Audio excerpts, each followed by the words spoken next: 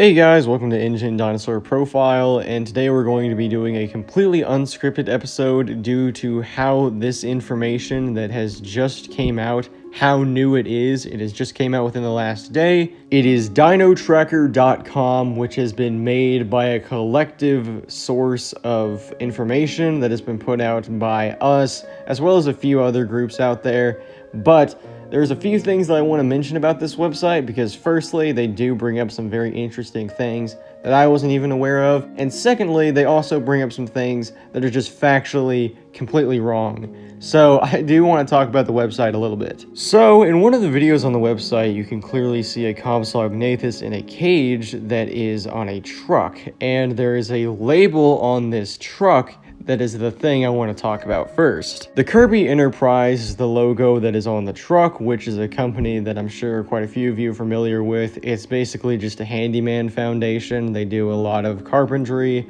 buildings, a lot of stuff like that. But anyway, the Kirbys, which is the couple that started this organization, has actually been to Isla Sorna before. Their son got lost on it, to which they got Alan Grant to take them to Isla Sorna, and this is actually how we know about quite a few of the dinosaurs there, like Spinosaurus, etc. But yeah, there's an interesting fact for you. Next, we have this photo of a Stinky Moloch, which was taken in South Korea, and I really didn't know about this one because I have not heard any sightings of Stinky Moloch in South Korea. So I looked a little bit more into this one, and it turns out there's a very plausible theory as to why it's there. So the dinosaur black market is a very, very real thing, something that it even talks about here in this website. However, I believe what happened here is this Stinky Moloch was probably a victim of it, and it managed to escape out into the wilderness, thankfully. Or hell, maybe it swam there, we really don't know. Next up, we have the article about the Sinoceratops, in which it mentions something pretty odd in how the Sinoceratops is not actually a full-bred dinosaur, or at least with other components of live animals, but instead it is a hybrid between quite a few number of dinosaurs. Specifically, it mentions how Sinoceratops is probably mixed with a lot of ceratopsians, including the Pachyrhinosaurus. This would actually make a lot of sense because we know on record that there is dinosaurs that we're going to be covering in this season of Ingen Dinosaur Profile, by the way,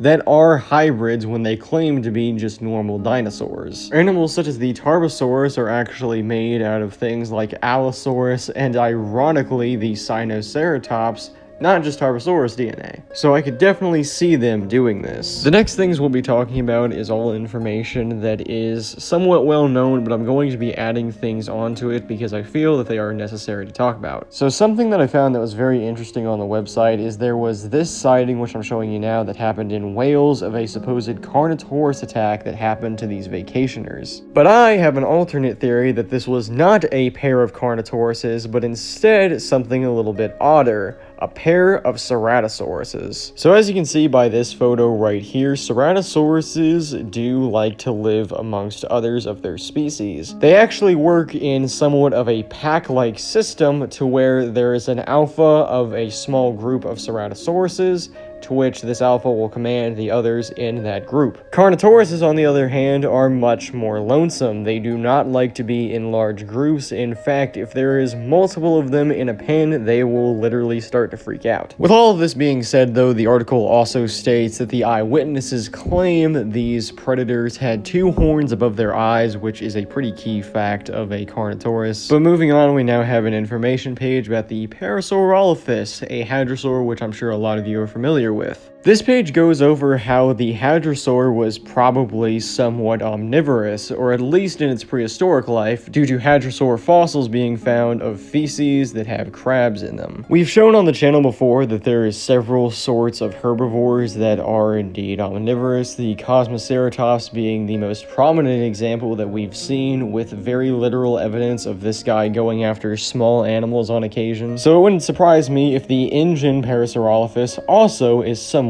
omnivorous. We're now going to go into the set of files in the DinoTracker website where it is just strictly misinformation. There's a few things in here that I want to share, but really It's just simple things that I think could be touched upon that I'm going to talk about. So first up, we've got the Giganotosaurus page, which, well, I didn't even know that there was such thing as an Ingen Giganotosaurus going around. But looking a little bit more closely at it, not only is this a reincarnated Giganotosaurus, but this is also a reincarnated American Giganotosaurus. So here's the story. Recently, like only about a year ago, paleontologists found Giganotosaurus fossils in America, but not only that, late Cretaceous America, in the same region that Tyrannosaurus Rex lived. It hasn't gotten an official name yet, but this has led to a lot of people calling it the Gigarex, which I think is kind of a stupid name, but we'll move on from it. But anyway, moving on from that really weird paleontological discovery, there is a little bit of misinformation in this article that talks about the Giganotosaurus, specifically saying that it is the largest predator that ever lived, which is not true. Ironically, the title of the largest terrestrial carnivore goes to the Indominus Rex, an Ingen creation that went horrible, as we all know. However, taking into consideration the just prehistoric dinosaurs that we know of, the Tyrannosaurus Rex is still heavier than the Giganotosaurus, which means it is the largest terrestrial carnivore. And finally, we're going to be going over the Stegosaurus Description, which is a little bit weird. It says that it is 176,000 walnuts in weight. Weird weight description aside, the Stegosaurus page mentions how these guys have a drooping tail for a reason, actually, due to malnourishment, which is like partially true, but I want to add a little bit more to this because the tail thing has a lot more to it than just that. So Stegosauruses can have a drooping tail for a number of reasons. Malnourishment can be one of them, but more commonly, this is actually a way to show a Stegosaurus's emotions. So studies have shown that when a Stegosaurus's tail is up, this typically means that they are in a very defensive posture. They are on edge about something. They sense something is in the air, or this could be male Stegosauruses with their tail up, and this is a way to show that they are in a mating season.